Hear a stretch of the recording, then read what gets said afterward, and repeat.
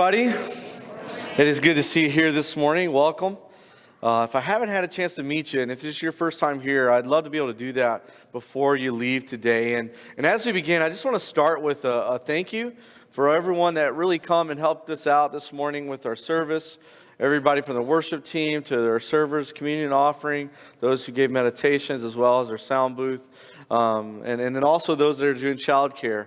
If you got here early enough, even our sister church EA, they were doing some delicious food out in the breezeway, and so you may have got some of that. Maybe there'll be some left over after church. I don't know, but it pays to get here early sometimes, right? So, but anyway, I just want to say thanks to everyone.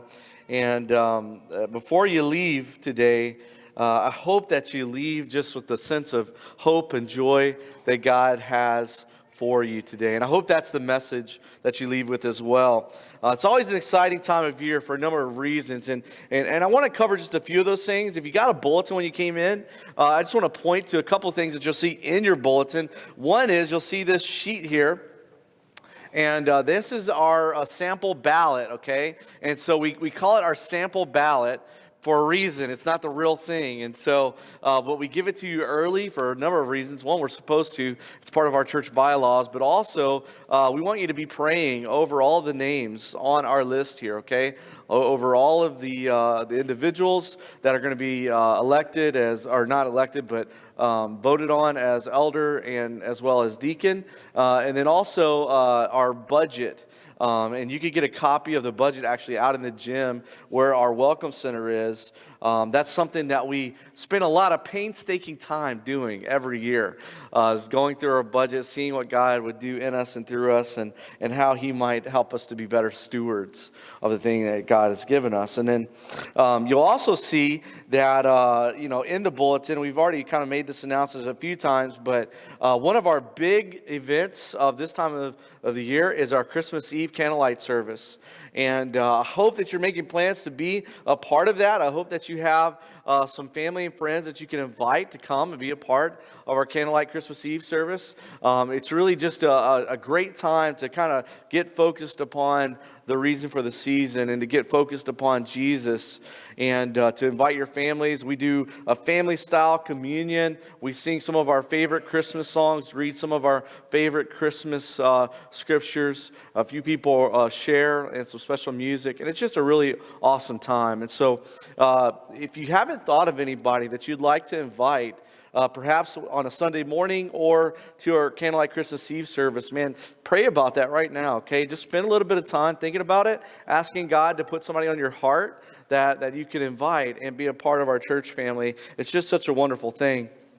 A lot of people get connected both to Jesus and to a church at Christmas time. And so it's a call for all of us to do that. You'll also see a Merry Mail list in your bulletin this morning. And then one thing I'm going to just mention to you right now, but I'm going to talk a little bit more at the end of my message, is our Happy Birthday Jesus offering. I made the announcement last week that we're going to be giving, we always give half of our offering away, and then we use half of it on something that God has in us for our vision and our purpose here at CCLG. And so this year, what we're giving away has to do with shoes.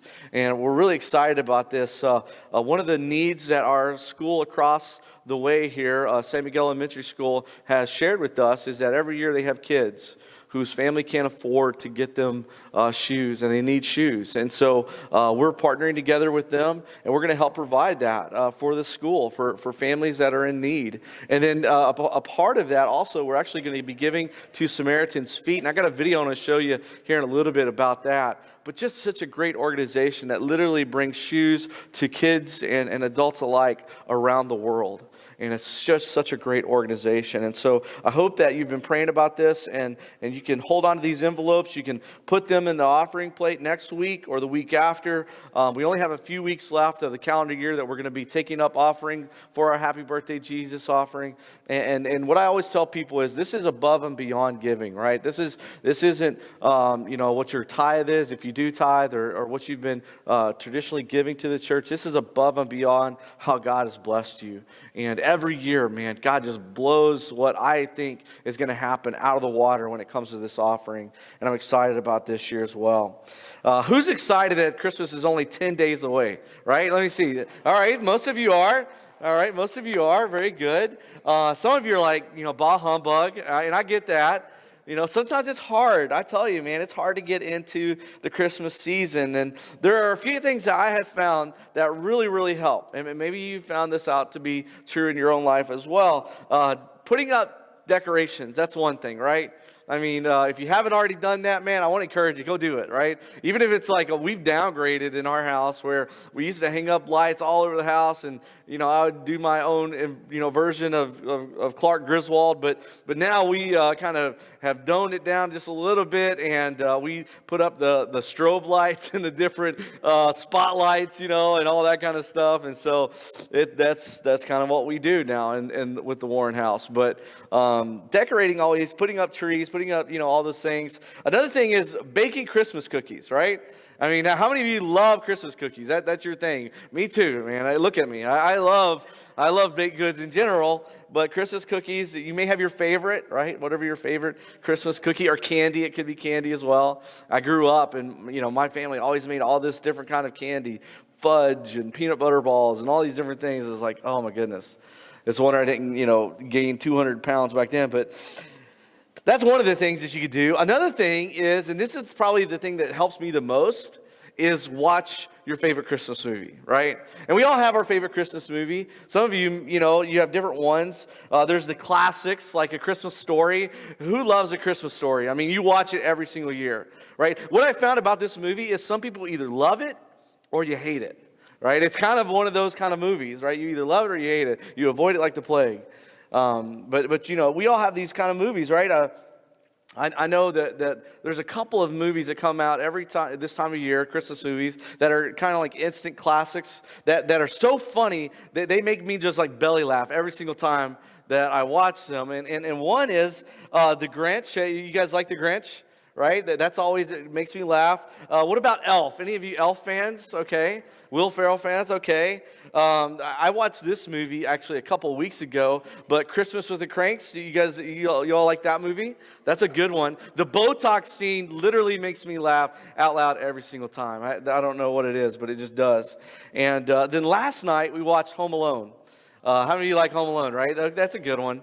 It's weird. Jamie and I, every time we watch it, it makes us want to eat pizza, so we ordered pizza as we're watching it. I don't know if you're like me, but subliminal messaging or something in and through that. But I love watching those two guys just get beat up. I don't know. It's kind of like Three Stooges, right? And if you don't know who the Three Stooges is, then you're probably young. And I probably just dated myself, but it's this idea of just getting beat up all the time and laughing about it. And speaking of older classics, by the way, Christmas is not Christmas, for me at least, if I don't watch two movies. And these are ones that we own, so I don't have to worry about them coming on TV. We can just pop them in the DVR or the DVD player, and we can watch them, right? And so one is, and this is one that actually Jamie and I and her mom, we used to love watching this. Her mom's passed away now for a few years, and but we still watch it. And It's a White Christmas. How many of you love It's a White Christmas, right? Even though it's not a white Christmas here in San Diego, you still love watching it, right? Just Bing Crosby and Danny Kaye. I mean, you can't go wrong. Another one, and I've already told you this many times, my favorite movie of all time, and this is true of Christmas or non-Christmas movies, okay? It's just, I've watched it so many times. Does anybody know what it is, just by guess? Some of you may remember. Huh? It's a Wonderful Life. That's right. Yeah, it's a Wonderful Life. It's by far, hey, it even got a little bit of clapping. All right, good. Very good. If you've never seen it, they actually even put a color version out now. You can actually go and watch it, but the black and white, I think, is still better. And if you've never watched it, man, I really encourage you, because it's, again, just an all-time favorite. It's not Christmas for me until I watch it. And, I was thinking about that. Of all those movies, right, and you think about the movies that you like, that you watch, I mean, when it comes to Christmas movies, there seems to be kind of like this common thread that's kind of woven throughout all of them. Whether it's newer movies or older movies, it really doesn't matter. It's just kind of the same storyline that we see with every great Christmas movie. You think of your favorite one, and there are these elements that you see within the movie, and it's things like this right here. I just kind of wrote some of these things down because I thought they were common. One is you see challenges. And the challenges usually have to do with the relationships in the movie, right? There's these challenges that come up within the relationships in the movie. Then there are these unmet expectations, right? There's all these just different unmet expectations that sometimes happen. And then followed by these various feelings of hopelessness, right? And so you have these different elements. And you may think to yourself, man, Will, that sounds very negative. I don't know what kind of Christmas movie you're watching, but that sounds very, very, very bad. But the good news is, you have all of these things, and I think that we like Christmas movies in part because that's life, isn't it? We can relate a little bit to that. We can relate to some of the challenges with relationships. We can relate to some of the unmet expectations. We can relate to, going through seasons of hopelessness, right? We can kind of, know that, we have those times in our life where that's us. Yeah, it's not that our lives are perfect, but we look at those movies and we think, at least it's not like that. At least I'm not like that, right? And that's just, I know that's not a very nice thing to say, but that's a lot of times what we think. And I think that's one of the things that makes them popular is that they're so relatable. But then what makes them even better is that whatever it is that is that struggle, there's this happy ending to it, right? All these Christmas movies that we're thinking of, by the end of the movie, you have resolution to that relationship, right? You have the expectations, the unmet expectations. Usually they not only get met, but it somehow supersedes and exceeds all expectations, right? And then whatever it is they're looking for, even if it's not the right thing, they get kind of reordered and get aligned to what they should be looking for. You think about it. Where there's hopelessness, at the end of a lot of these movies, people find hope. And here's the reason I mention that is because I think the same thing could be said of Jesus' family tree and the series that we're doing. What seemed like a bunch of broken limbs and what seems like a bunch of broken relationships, what seems like a bunch of splintered and unmet expectations, what seems like what we would say could be withered hope, actually ends up at the very end with the birth of Jesus being the hope of all. If you're here last week, then you know that this series that we're doing, The Family Tree, that in this series we're talking about trees. Right? And trees are a big deal this time of year. We kind of mentioned that last week. Trees, they kind of become the centerpiece of our decorations, right? And when we decorate in our homes, we put up trees, whether you go out and you pick that perfect tree, whatever it is, right? Or you're like me, you go to your garage and you get that real fake tree and you put that up, right? Trees are a big deal when it comes to Christmas. And the same thing could be said when you look at trees in the Bible, that they play big and what I would say symbolic roles throughout the pages of Scripture. If you look at the very beginning of the Bible, for example, in the book of Genesis, God, He places a couple of trees in the Garden of Eden, and they're very important.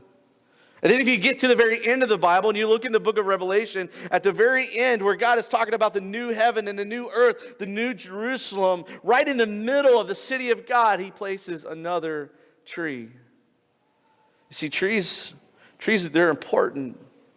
Whether they're a symbol or used as a metaphor, they a lot of times represent things like connectiveness and growth and things like stability. And even we could say that trees represent hope in a lot of different ways.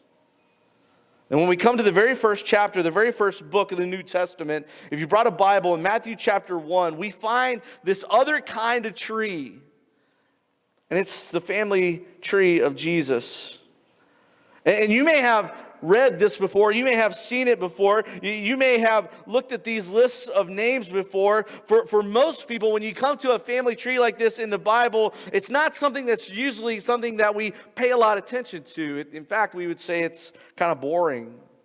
Truth be told, it's something that we usually try to skip over. I mean, it's probably not going to be something, you think about it like this. It's not going to be the family tree of Jesus. It's not going to be something you find on a mug in your home, right? It's not going to be something you put on a t-shirt. It's just not going to be in a picture frame on the wall in your house. But nonetheless, this seems to be at least significant for the writer in the Gospel of Matthew and Luke for that matter. Jesus' family tree, how it's listed here, the names that are on it happen to be very significant. And one of the things we talked about last week is that bloodlines matter. In fact, we could say it like this: family matters. And sure, we would say that today, but that was even more true in the biblical context here in the New Testament. Because in your family, who your family tree was, that gave you worth. In fact, that gave you part of your identity and some of your credibility. And that could be either from good people or bad people in your family tree. It really didn't matter. But this is how Matthew begins his gospel. He's like, okay, let me tell you about the Messiah. And you know about the Messiah. You've heard about the Messiah. He's the one that was prophesied about hundreds and hundreds of years ago. He's the one that everybody's been waiting for. I want to tell you about him. But first, let me tell you about where he's from. And he starts with this family tree of Jesus. And to the first century world, this is what I want you to know. This meant everything. How he begins here. And like I said last week, your family tree, I mean, it's kind of like your birth certificate along with your Social Security card, along with your ID, all kind of rolled into one. And so Matthew, he starts with this. And it's not very surprising that he starts with this. But what is surprising, we talked about this last week, what is surprising is who he chooses to include in Jesus' family tree. Because oftentimes, people would filter out people in their family tree. They would leave certain people out, and they would choose not to include certain people. Maybe it was an embarrassing relative. Maybe it was someone that they thought may discredit the person that they're writing about. Well, here's the deal. Matthew, he includes them all. And there's a reason. For example, typically, if you were to come from a Jewish line like Jesus does, you wouldn't include certain people in your family tree. But Matthew, he includes everyone, just like I said. But if you didn't come from a Jewish line, usually you wouldn't include those people. Matthew, he includes all the foreigners. He includes all the outcasts. Not only that, but one particular group you wouldn't include into your family tree would be the people who did heinous crimes, who did things that you didn't want to talk about, and people who, sinned very greatly because you'd be afraid that it would somehow discredit your family tree. But guess what? Matthew includes them as well. Lastly, because of the cultural norms of their society, in a very patriarchal society, then a lot of times in a family tree, you wouldn't include the women. But Matthew, he includes many of the women. And like I said, there's a reason, there's a purpose behind all of this. And we discussed a little bit about it last week. One of the broken limbs that we talked about last Sunday in Jesus' family tree was this guy named Jacob. If you missed last week's sermon, you can go online or you can get caught up through our app. But I really want to encourage you. I really want to encourage you to take a look at Jacob and his life. Jacob was this control freak, not like a lot of us sometimes. He tried to control the people in his life. He tried to control the circumstances in his life. And what we saw in Jacob's life is the more he tried to control, the more out of control his life got. And so at one point in his life, he finds himself wrestling with God, literally wrestling with God. And here's the thing, man, symbolically, we do that all the time. We wrestle with God over things in our life. We wrestle with God over things in our heart. We wrestle with God over the things we want in our life, the way that we want them, the time that we want them.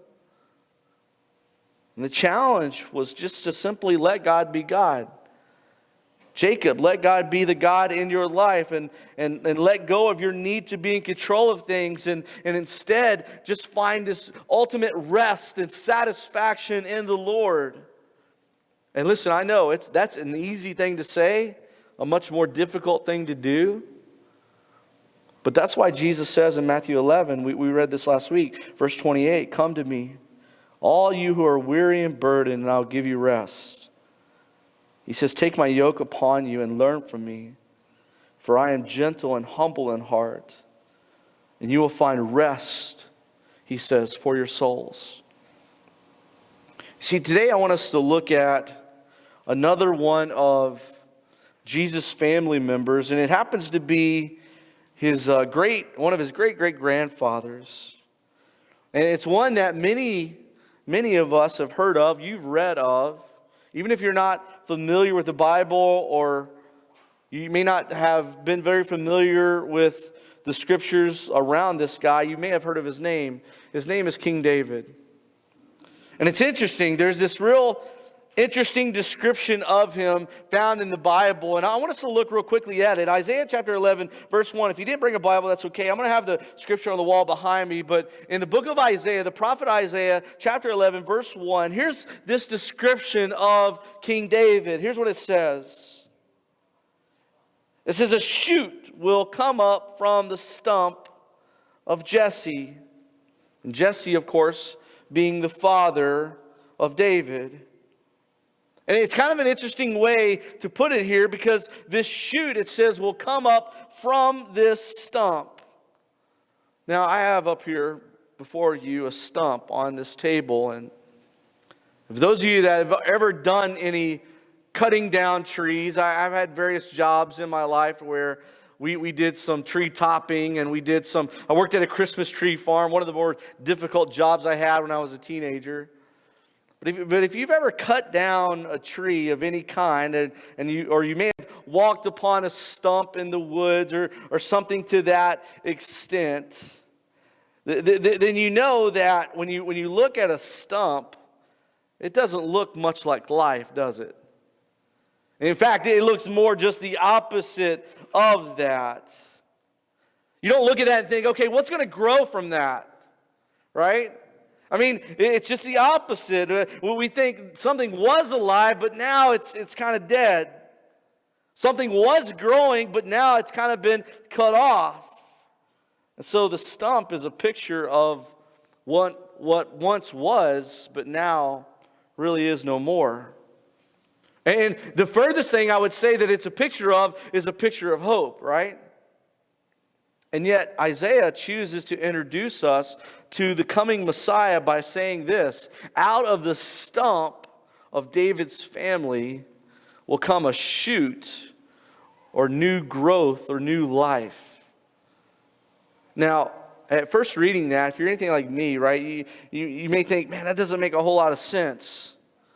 But let's put this into context, okay, if you will, of Jesus' family tree here. Again, if you got your Bibles, look at Matthew chapter 1. So we're going to go back to our original text here. Matthew chapter 1. Let's look at verse 2, okay? And let's just read a portion of Jesus' family tree. Some of this we read last week. Beginning in verse 2, look what it says. Abraham was the father of Isaac. Isaac, the father of Jacob. Jacob, the father of Judah and his brothers. This is where we left off last week, right? Judah, the father of Perez. Perez, and Zerah, whose mother was Tamar. Perez, the father of Hezron. Hezron, the father of Ram. Ram, the father of Amminadab. Amminadab, the father of Nahshon. Nahshon, the father of Solomon. Now, hang with me, okay? Again, I know we read this and we're like, man, this doesn't make a whole lot of sense. Solomon, the father of Boaz, whose mother was Rahab. Again, listen to all these women that are mentioned here. Boaz, the father of Obed, whose mother was Ruth.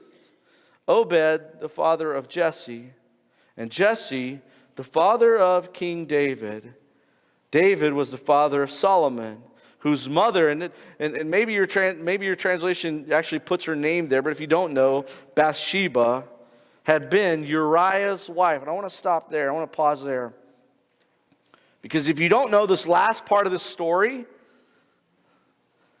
this idea of Bathsheba and where this comes from, this is a very, very messy situation. And it's easy just to kind of read this, right, and not think a whole lot about it. But listen, here's what I know about King David, okay? King David, he was known for two very famous things. Most of us could name the first one for sure, right? Because we know, you've heard stories, you may have seen it on a flannel graph of growing up in church, that King David, he went against Goliath, right? The giant Philistine, and he defeated him in battle.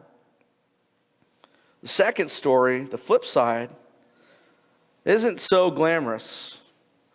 It's not so positive. In fact, David would be known for sleeping with another man's wife.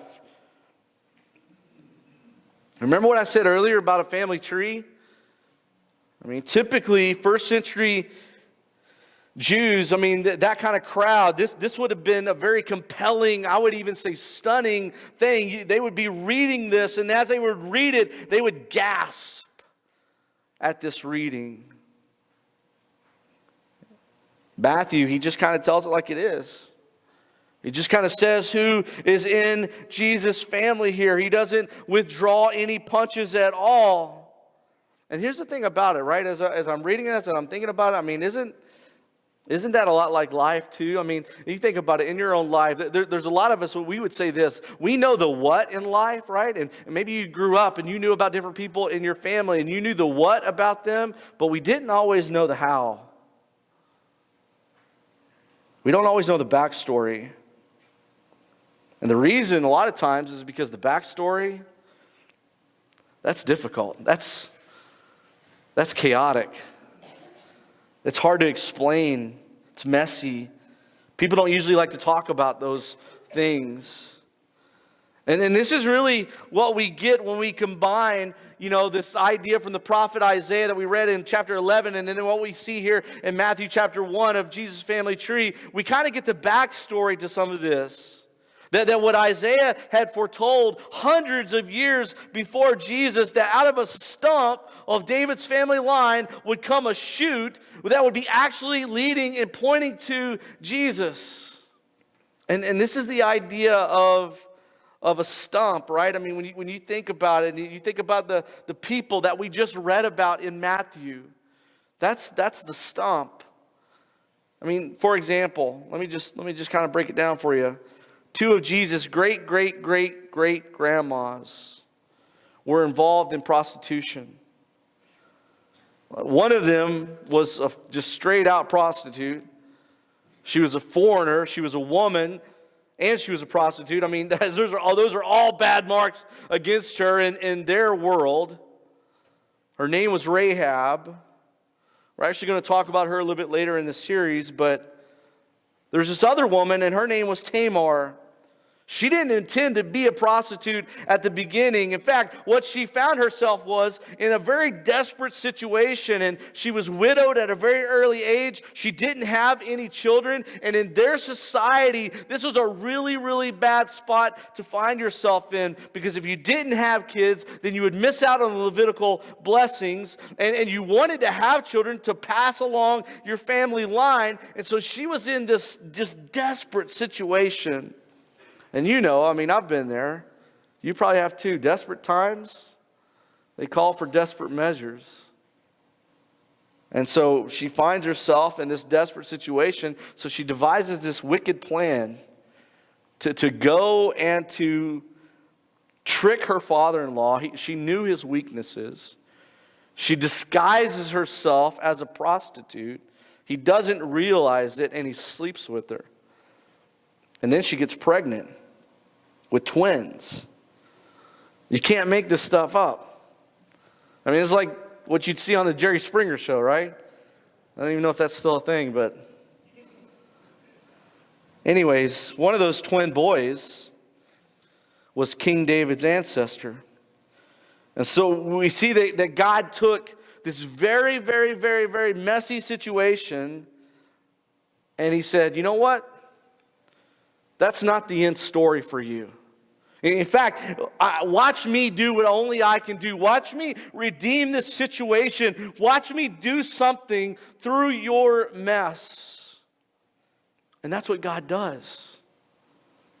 And I'm just wondering, is there anybody here, is there anybody listening that you may be facing kind of what you would say is a very messy situation? Maybe it's something that's extremely personal to you, or maybe it's a marriage issue and a relationship issue. Maybe it's your kids, and maybe your kids are grown up and there's those kind of relationship issues. Maybe it's a work issue. But what we mean by messy is just simply this. It's not something that you're going to talk about out loud. It's not something you're going to share with a whole lot of people. You're not going to post this on social media, right? Because you don't want anybody to think wrong of you. You don't want anybody to think bad of you. Besides, it's none of their business. But you think about it all the time. It's something that you just can't get away from. I mean, have you ever had those kind of moments where you're like, if this person really knew what's going on, I don't think they'd even talk to me. Or if they knew what was going on, I don't think they would be my friend. I mean, I think somehow, some way, we've all had a relatable situation like that, right? Something that's real personal, maybe embarrassing, but it was messy. And there could be times where it's not something you cause, right? But it's something you find yourself in, a situation. And the point is just simply this. In those moments, so often we think God is so far away, but what we wind up finding out is that God is way closer than what you think. And that's what we see in David's life. He's constantly reminded David, you know what? You're not damaged goods. I don't care what anybody says. God's not ashamed of you. The truth is, God can take any situation and He can do His work in it. He can take a mess and He can make a masterpiece. In fact, it's what God does. There's hope beyond what seems hopeless, whatever it is.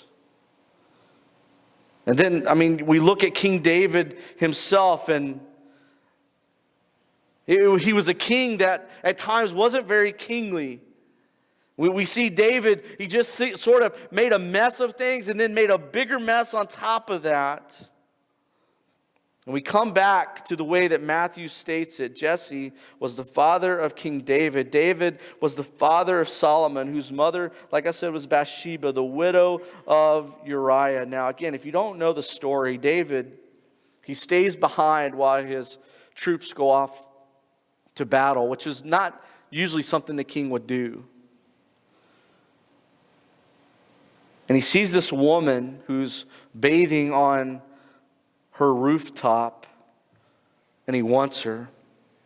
And so he sends people to go get her. She gets pregnant. He's already made a bad mess bad, right? But then he tries to clean it up, and he brings her husband back from war, trying to get him to go to his house to be with his wife. But Uriah is such a man of integrity, he won't do it. He won't even go to his home while his men are out in battle. And that frustrates David even more. And so what David decides to do then is, you know what? If that's the case, I'll just send him to the front lines because he will probably die. And he does. He essentially has him killed. He basically murders him. Without any sort of guilt or remorse, he takes Bathsheba into his home to be his wife. But listen, God will not let David get away from this. He won't let him get away with it. So God, he sends someone into David's life, and it's this guy by the name of Nathan. And again, I'm just fast forward through the story here. Nathan, God wants him to go confront the king in his sin, which, this is a very intimidating thing for Nathan to do because, if you've ever been in this situation, or let me just ask it like this, have you ever been in a situation where you've had to confront somebody, but not just anybody, you had to confront somebody who is above you in some way? That's what Nathan does. It's very tricky. And so he comes to King David, And he's thinking to himself, man, he's probably going to kill me.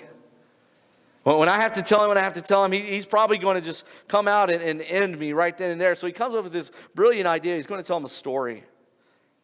He says, maybe if I could just kind of get in through the side door and tell the truth that God wants me to, maybe that will be good enough. And so he tells David this story. And David, man, he just takes it hook, line, and sinker, man. He's into this story. And he tells him about this man who steals this family's sheep that they love. I mean, and it's all that they own. It's so important to him. But this man, he comes and he steals their sheep and he takes it as his own. And David, when he hears this, he's furious. And he's like, man, that person, whoever that is, he's got to pay them back 4 times the amount that he took. It's in that moment right there that Nathan, and it doesn't say this, but could you imagine, this is a very emotional moment. I can imagine that Nathan, he's talking to David and he's looking at him and David's looking at him and he puts his hand on his shoulder. And he says, David, you're the man in the story. You're the guy who took the sheep. And in that moment, God convicts David's heart. And shame, it just squares up on his shoulders. And he's got this guilt. And he feels the weight of his sin. And David, to this point, he had been trying to compromise his sin, right? He had been trying to make all these excuses. But he has to stop at this moment because he knows that God has got him. Have you ever been there before? Where God just has you at this certain place. And you know he's got you there. And he's looking at you in the eye. He's saying, okay, it's time to do something. It's the moment where at times we lie to ourselves. And there's that moment where it's kind of like the fight or flight mentality. We're going to fight God. We're going to wrestle with him. We're going to run away. But it's in this moment that God's grace really begins to pour out on David in a way that he never anticipated. And maybe you've had that happen. You know, God put a person in your life, could be a friend, could be a relative, could be a family member. They put him there for that moment to speak truth into your heart and life in some way, to give you grace, to give you hope. You see, there are times where we can feel like this stump. That's the ironic thing about the story. And you think to yourself, you know, man, when my life is like this, I mean, what good can really come of it? We think to ourselves, man, you know, all I feel is dead on the inside. All I feel like is God can't do anything with me. I'm broken because of sin. I have all this shame, all this guilt that I'm wearing because of the things that I've done in my life. All these unmet expectations, all these feelings of just being hopeless, right? Here's the beauty of this story. Hundreds of years before the Messiah would be born, it looked like Jesus' ancestors had messed up so bad that all that was left was this dead stump. Yet in the midst of that, Isaiah says, there's a shoot growing from the stump. I mean, think about this. He says there's new life. We could even say it like this. There's abundant life, and his name is Jesus. For to us, the Bible says, a child is born. For to us, a son is given, and he is the Messiah. He is the hero of our stories. I don't care what your story is. He is the Savior who was and is to come. Jesus came from imperfect people for imperfect people so that, you know, we might continue to do what only God could do in us and through us, which we are an imperfect people. And that is the message. Listen, if you want to know the message of what Christmas is, that's the message of Christmas. It's not meant to be this picturesque thing of Mary and Joseph in the stable surrounded by all these animals. It looks so perfect, but the truth is, it was far from perfect. It was messy. And here's the thing, man. God, he says, I specialize in the messy. I specialize in the broken, the things that seem dead, the things that seem hopeless. I breathe life into those things. And so God's like, I can take something as imperfect as David and I can perfect my plan through his life. And if God can do that then, you better believe he can do it now. I think part of the reason why God chose to do it that way is that he demonstrates that it's not about our power. It's not about our will, but it's about his, and it's about his power. God is at his best in the midst of our weakest moments in life. God is at his best in some of your worst moments in life. And God says, I just want you to come to me. I want you to be open. I want you to be real. Don't try to sweep things under the rug. Don't try to make things into something that they're not. Just come to me. Christmas, listen, I love Christmas for a lot of reasons. But one is, I think Christmas, the beauty of Christmas is this idea of God as light invading all of the dark places of this world. And God is light, invading all of the hopelessness that we sometimes feel, all the dark places in your heart.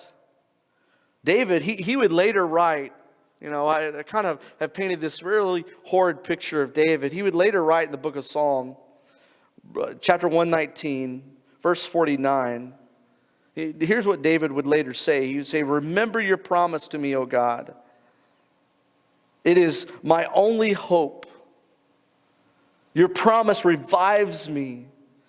It comforts me, he says, in all my troubles. You see that, church, that's a picture of what Christmas is. Christmas is this promise. It was a promise that was given to us, so long ago through prophets like Isaiah, who hundreds of years before the Messiah would ever be born, right? He would give us this promise. And here's the deal. If Jesus came once and he fulfilled those promises, don't you know that he's going to come again and fulfill all of the other promises that have been made? Christmas is all about, it's all about God doing the unexpected things at unexpected times to an unexpected people. And you may be here this morning and you're totally not expecting God to do anything in your heart and life. The beauty of that is those are the moments that God does some of his best work. God is not surprised. He's not surprised by our sin. Yeah, people in your life might be.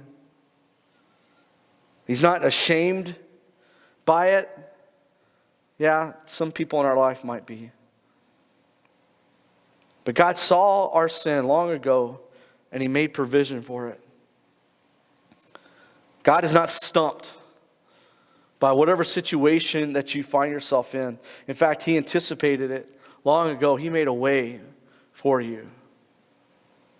He's not stupefied by whatever challenge that you're going through right now. He has seen it all. And then he's like, hey, listen, watch what I can do in that. Watch what I can do through your life. Watch what I can do in that situation. And the answer is always the same. It's Jesus. Jesus born on that faithful night in Bethlehem to that bewildered couple. A shoot coming out of what was thought to be dead and a stump. You see, that's one of the things I love about this time of year. That's one of the things I love about our Happy Birthday Jesus offering. I've always been so excited to participate in this every single year. And I think one of the things I love so much about it is that we get a chance, church, to partner together and to provide hope in the midst of hopelessness. This year, it's real simple. We're trying to provide shoes for kids who don't have any. I have a quick video I just want to show you. Those of you that may have missed last Sunday and didn't get a chance to see what we're trying to do through Samaritan's Feet. As we close here, I just want to show you this real quick video, and then we're going to close in prayer, okay? So take a look at this real quick. Did you know that over 1.2 billion children worldwide woke up today without a pair of shoes on their feet? mission of Samaritan's Feet is to inspire hope among some of the world's most impoverished children.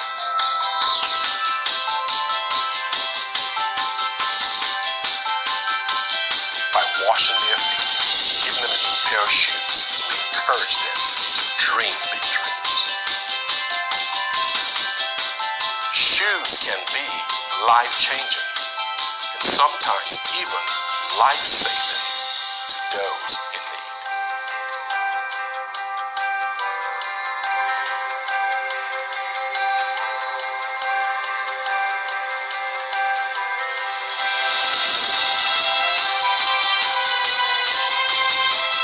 We hope through this impactful act of service that each individual leaves with a new hope for healing and a desire for a better future.